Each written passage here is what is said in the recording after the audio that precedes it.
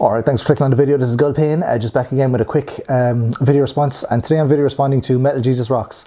So I used to watch Metal Jesus Rocks religiously. He was one of the first YouTubers I started watching when I was a younger girl, but when I started getting into game collecting, he was a big influence on me, and his videos aren't getting recommended to me anymore, or maybe he's not uploading as frequently, but I watched an old one the other day, and one of the questions he had on it was, what is the biggest problem with game collecting? So I thought that was an interesting a topic for a video, so I decided to make a video, and here it is right now.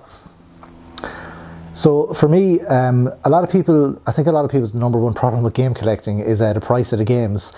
So obviously, like, I don't have a problem with that at all, because I don't really seek out like really expensive games, or I don't want to buy games and then to resell them like in a couple of years when they're, you know, like have appreciated in value.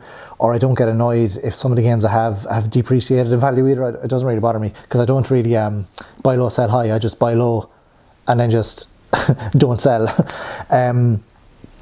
Yeah, so I think, you know, a lot of people will say that the rare games that they want to have, they're so expensive, they're out of reach. So that's like, I mean, there's nothing you can do about it really. Any sort of like collection where, you know, if it gets popular, there's always going to be like rare things like comic books, or, you know, like cards and stuff, baseball cards. I don't know about that, but there's always going to be like rare ones, like, you know, low print run, or they weren't popular at the time, or with video games they were just bad, so like people didn't buy them, so they were just bad.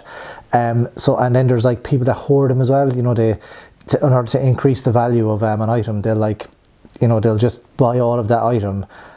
Say like there's a game for a system, they'll buy everyone they can, and then they'll just start putting it on eBay or put it on like Vinted or whatever the, you know, the selling site is, and then they'll charge like a certain price for it, but they control the market to a certain extent. So that's like crappy. Or when people, what really annoys me is when you're trying to buy like a game or a system or something, and it's like it comes out in limited quantities, particularly limited run or something. You need to get them really fast, or else like the scalpers get them. So like when PS5 came out first, like there was shops in England and Ireland, and they were giving you more money as a trade-in for a PS5 than the PS5 was worth. I think the PS5 started like £449, something like that, or £500, but the shops were giving like £600 as like cash as a trade-in or credit in their shop, and then they were selling it for £800 or £900. So they were like, you know, I don't think that should be legal, like, for shops to do it. You see people scalping doing it all the time, where they you know, they'll buy like loads of a thing that comes out, like the Jordans, the trainers. They'll buy loads of them, and then they'll sell them on eBay for like 3 times the price. So it's like, if you're not really quick, the scalpers get them. But yeah, that's one of the problems, but it's not a problem for me, because I don't really buy games that come out new that much. And I'll buy some limited run games, but I'll buy them for the price that limited run sell them, so, which is normally about like £35, like something like $35 or something, so it ends up like £28 for me. So it's not too bad. Plus, most of the games that I want are like older games. I don't get around to wanting them until like later, and I think I was just lucky a lot of the times, because I'll search for the games you know, that I want for a good price. Some of them are out of reach, obviously. So like in my job, like, I can do extra work, so sometimes I'll do like extra work, and I'll, you know, like I say, like, okay, I'll do this amount of hours extra, and then I'll just buy that game from that money. So it's kind of like, I wouldn't be doing the extra hours, you know, like, unless I wanted something. So that's kind of what I do. So yeah, if I wanted to buy a more expensive game, or I'll still try and get it for, you know, a good price. I won't be paying no £100 or £200 for a game. That's insane. Unless it's like a collector's edition, or if it's a present, that's different. If it's a present, like Final Fantasy Rebirth Part 2 is £99. So like, I'm buying that as a present for my wife, so she wants that, so I'll buy it for her. So that's fine, because that's like a, I don't know, has like DLC or something in it, or it better come with like a gold bar or something like that. But yeah, I don't see the price as a massive issue.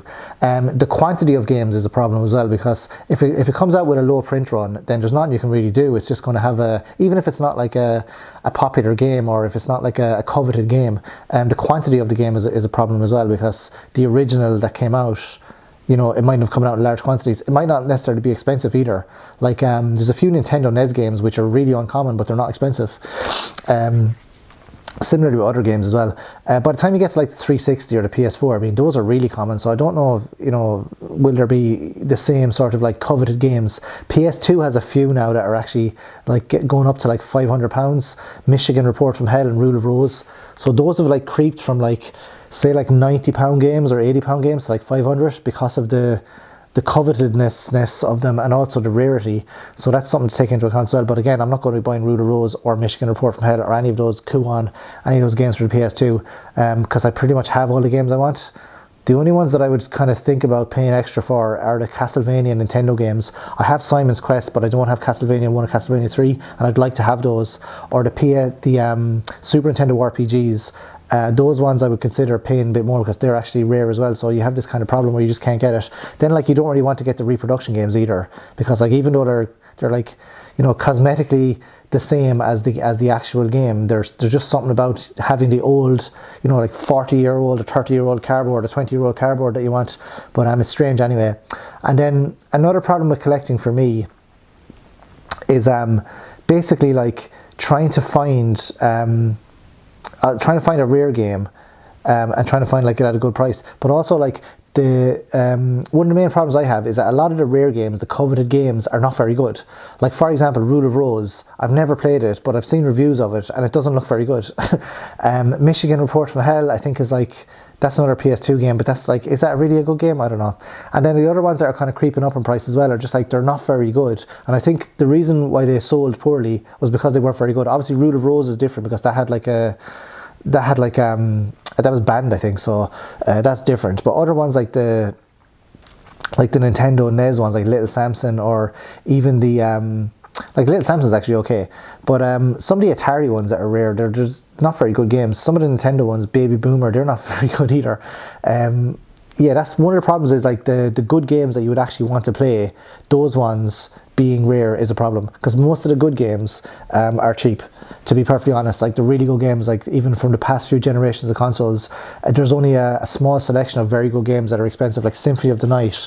Like this one, for example, is a very expensive game now, but I bought this for like €44 when it was out first. Well, not when it was out first, but like in like 2002 or something. So it was like, you know, same sort of price as it was when it came out first. Now it's like 500 or something.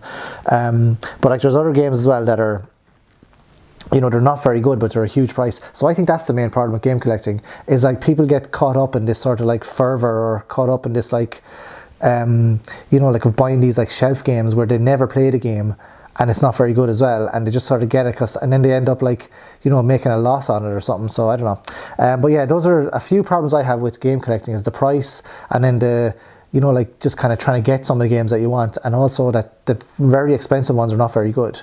So if it's a very, very good game, I understand why it's expensive and I understand why it's rare. But like Symphony of the Night, I'm not paying £500 for Symphony of the Night. I'm not paying £500 for a game that I can emulate for free. So it's a bit insane, to be honest, if you think about it. But anyway, that's my thoughts on it. So go watch Metal Jesus Rocks' video. He has, you know, superior thoughts than mine, because he's a far more experienced video game collector than I am, and you know, like aficionado of game collecting. If you've got any thoughts on this issue, let me know in the comment section below, or do a video response yourself, and I'll see you next video. Adios. Thanks for watching.